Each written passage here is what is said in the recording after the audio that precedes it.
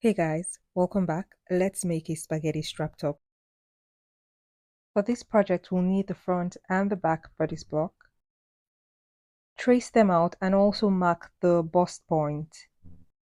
Next step, we're going to be drawing our bust radius around the bust point.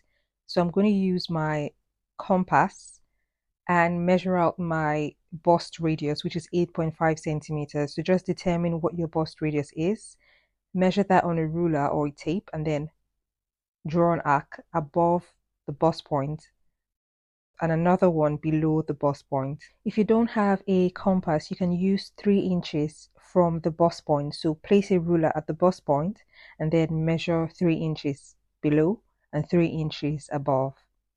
Since this is a strapless top, we'll need to take our ease from certain parts of the top. The first part is along the waist dart. We're going to be taking 3/4 inches, so 3/4 of an inch. That's the standard measurement along the waist dart, and then we'll also take from the center front, and the standard measurement is also 3/4. So you split that between both legs. We'll also be taking from the shoulder area. So just draw a straight line and then we'll create a dot along that line. The standard measurement is about 1/8 of an inch. So that's the ease taken care of. Now I'm going to be drawing my style line. To do that, just mark 1/2 an inch from that bust arc we made. This part is completely up to you, so you determine what style you want your top to have. You can have a sweetheart neckline at this point. I'm just going with a straight neckline. Next, determine how low you want the underarm to go. I just went down by 2 centimeters, so that means I'll need to do the same thing for the back. So I'm just dropping that by 2 cm as well. Now I'm going to connect my new underarm hole to my neckline.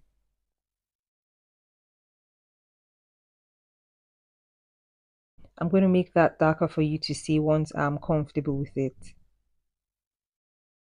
So at this point, I need to mention that we also need to take out ease from the side because it's strapless and it needs to fit your body nicely.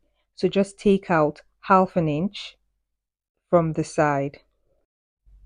As you can see, there's a dot separating the top part of the bodice and from the bottom part. So for the bottom part, I'm not doing 1/2 inch, I've just done 1 cm. I'm repeating the same steps for the back. So measure 1/2 inch inwards. Since this one isn't separated by any dot, I'm just going to connect it to the tip or the hem of the back. We have the style for the top of our blouse. Let's now move to the style for the bottom. I'm making an empire style line. I'm just freestyling it basically. So you can do the same thing I'm doing or decide what style you want for yours. So far I'm happy with my style lines. I'll darken it for you to see now. Our front is basically done. Let's move to the back. So before we begin, I'm just taking the measurement of the front, so the length of the front, just so the back length will be exactly the same. So from that 2 centimeters that we dropped at the armhole, I'm taking the same measurement for the front length on the back bodice.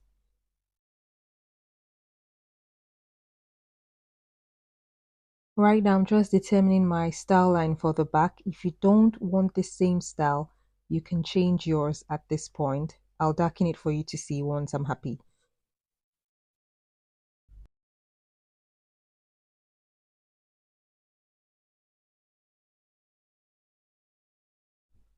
Right now, I'm finishing off the back pattern, just making it darker and drawing out the hemline. Don't forget to label your pattern because once you cut it out, it's easy to mix it up. So that's the pattern done. I've separated the back from the front. We're also going to be separating the 4 pieces of the front. Before we cut it out, please note that you still need the top part of the blocks because you're going to use that to determine the length of the strap. So take the measurement of that part. So starting from your style line to the shoulder, that's how you know how long your spaghetti strap is going to be. So you do that for the front and the back. Once that's done, cut out your pieces just the same way I'm doing mine.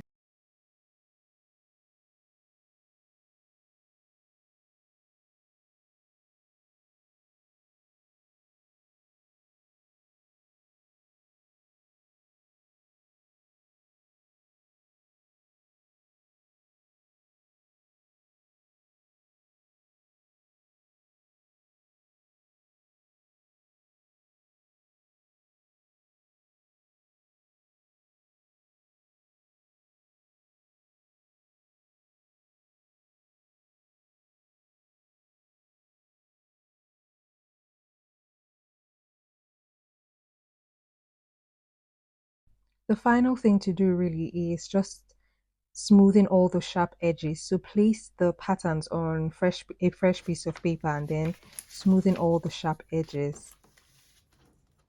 So do the same thing for the back. So for mine, I don't have a stitch running down the center back. The top actually has a zip, but that's on the side of the top.